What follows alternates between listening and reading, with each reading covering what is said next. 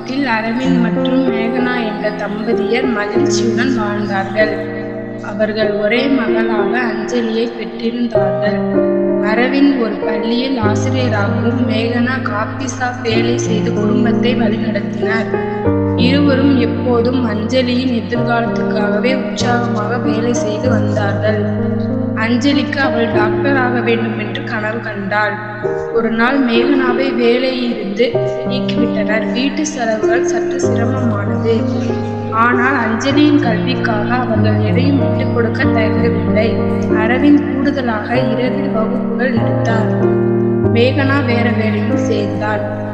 அந்த தியாகம் வீண் போகவில்லை. வருடங்கள் கடந்த அஞ்சலி மருத்துவக் கல்லூரியில் சேர்ந்து தனது கனவுகளை நிறைவேற்றினாள். ஒரு நாள் பட்டம் பெற்ற பிறகு அஞ்சலி தனது பெற்றோரின் கையை பிடித்தபடி சொன்னாள், என் வெற்றிக்கு காரணம் நீங்கள்தான். உங்கள் அன்பும் நம்பிக்கையும் இல்லாமல் நான் இன்று இங்கு இல்லை.